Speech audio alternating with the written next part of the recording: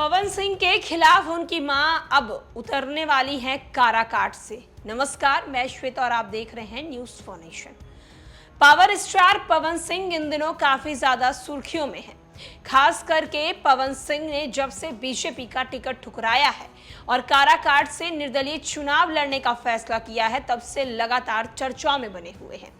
एक तरफ बीजेपी के कई नेताओं का कहना है कि पवन सिंह को बीजेपी की सदस्यता से अब हट जाना चाहिए, उन्हें काराकाट से अपनी टिकट जो है वो वापस ले लेनी चाहिए।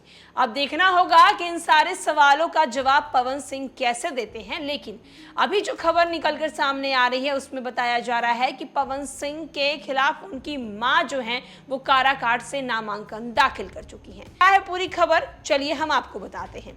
बिहार के हॉट काराकाट लोकसभा सीट से अंतिम दिन मंगलवार को 8 प्रत्याशियों ने नामांकन पर्चा दाखिल किया।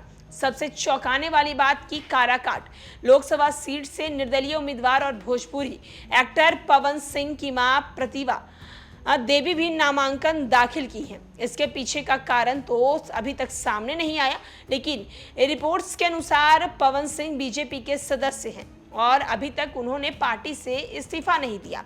बिना इस्तीफा दिए ही वो काराकाट लोकसभा सीट से निर्दलीय उम्मीदवार के रूप में नामांकन दाखिल कर दिए।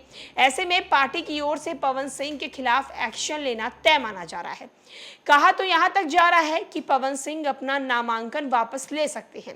अटकलें लगाई जा रही हैं कि खुद पवन सिंह के कहने पर ही उनकी मां ने निर्दलीय उम्मीदवार के रूप में नामांकन दाखिल किया है। हालांकि अभी तक इस संबंध में भोजपुरी एक्टर की ओर से कोई ऑफिशियल बयान जो है वो सामने नहीं आया है। पवन सिंह की मां प्रतिमा देवी मंगलवार को समर्थकों और प्रस्तावकों के साथ गुपचुप तरीके से नामांकन करने के लिए पहुंची। आखिरी दिन उनके नामांकन किए जाने के बाद कई तरह के सवाल खड़े हो रहे हैं।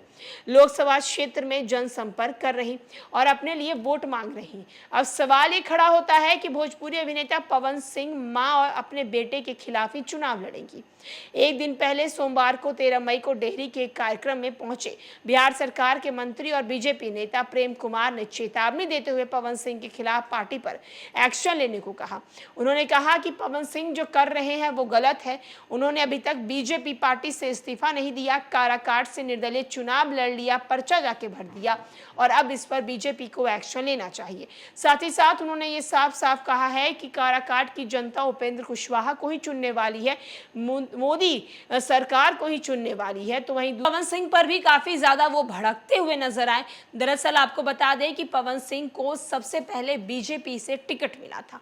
पवन सिंह इसकी जानकारी सोशल मीडिया पर दिए, काफी खुश भी थे, लेकिन अचानक अगले दिन पवन सिंह बीजेपी की उस टिकट को वापस कर देते हैं और आसनसोल से चुनाव नहीं लड़ेंगे। अचानक से पवन सिंह एक दिन अनाउंस करते हैं कि अब वो काराकाट सीट से लोकसभा चुनाव लड़ेंगे। पवन सिंह काराकाट सीट से निर्दलीय लोकसभा चुनाव लड़ भी रहे हैं। उन्होंने अपना पर्चा दाखिल कर भी दिया है, चुनाव प्रचार में भी लगे हैं। लेकिन सवाल ये खड़ा होता है कि जब सब कुछ पवन सिंह ने क्लियर कर दिया है तो आखिरकार फिर उन्होंने अपनी मां को काराकाट से क्यों लड़वाने के लिए खड़ा किया है। ये सवाल जो है वो इन दिनों बिहार के राजनीतिक गलियारों में उठ रही हैं। फिलहाल के लिए इस खबर में इतना ही।